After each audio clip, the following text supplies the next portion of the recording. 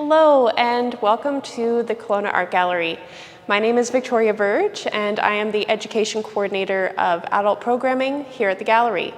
Thank you for joining me today for the first of 3 tour videos of our current exhibition, Northern Pine, Watercolours and Drawings by the Group of 7 from the McMichael Canadian Art Collection. This exhibition is guest curated by Ian Thom, curator emeritus of the McMichael, and was organized to mark the centenary of the very first Group of 7 exhibition in 1920. The work will be on display here at the Kelowna Art Gallery until March 7th, 2021. In this video tour, we will cover the early days of the Group of 7 prior to the official formation of the group.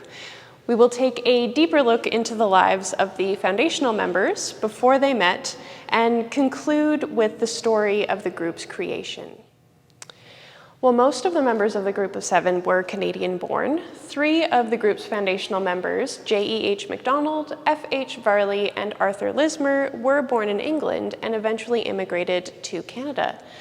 All of the members of the group had experience in art prior to meeting, as well as formal art training from universities across Canada and Europe. The demand for art in Canada was growing, but it was still not yet a reliable source of income for independent artists. Therefore, many artists were still required to work outside of their art practice to earn a living. A common career path for artists at the time was to work as a commercial artist, producing work for design or advertising firms. Grip Limited was one of the Toronto-based design firms that was founded in 1873 and became one of the most sophisticated design firms in the country, providing artwork, woodcuts, and other services for merchandise and print advertising. It was one of the first employers of many of Canada's major artists in the period, and many of the Group of 7 met one another for the first time here. In 1906, J.E.H. MacDonald became its head designer. In 1908, Tom Thompson and Frank Johnston joined the firm as 2 of MacDonald's designers. In 1911, Franklin Carmichael was hired as an office boy.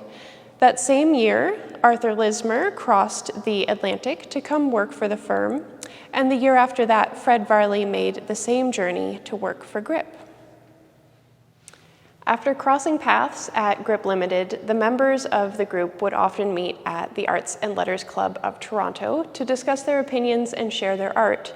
The Arts and Letters Club is a private club that was founded in 1908 to bring together those working in the arts or those who share a love of the arts, such as writers, architects, painters, musicians, actors, and artists.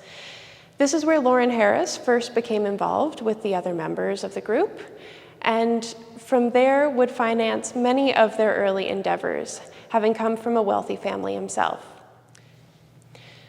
The Group of 7 were very active members of the Arts and Letters Club and regularly met there for lunch along with Tom Thompson. While Thompson was never officially a member of the group, he was another major factor in their assembly. Having met many of the other members while working at Grip Limited, he was encouraged by J.E.H. MacDonald, the head designer at the time, to paint outside to hone his skills. It was also around this time when he started making frequent camping trips to Algonquin Park. He spent much of his time there canoeing, fishing, camping, sketching, and painting. His direct contact to nature and his representation of Canadian landscape inspired the other members. And for that, he is considered an honorary member, having passed away just a few years before the group officially formed. The Group of 7 was curated in 1920 and consisted of Franklin Carmichael, Lauren Harris, A.Y. Jackson, Frank Johnston, Arthur Lismer, J.E.H. MacDonald, and Frederick Varley, each of them believing that a distinct Canadian art movement could be developed through direct contact with nature, and they made it their goal to represent the Canadian wilderness in a way that had never been done before. This was just the beginning of the decade-long journey that they would take together. Join me next time when we take a deep dive into the legacy the Group of 7 left behind and the birth of a new art movement in Canada. In the meantime, be sure to check out our other educational resources for Northern Pine, Watercolours and Drawings by the Group of 7 from the McMichael Canadian Art Collection on our website, www.kelowna.ca. kelownaartgallery.com, or follow us on our social media platforms to stay up to date on everything that's happening here at the gallery. Thank you for tuning in. We'll see you next time.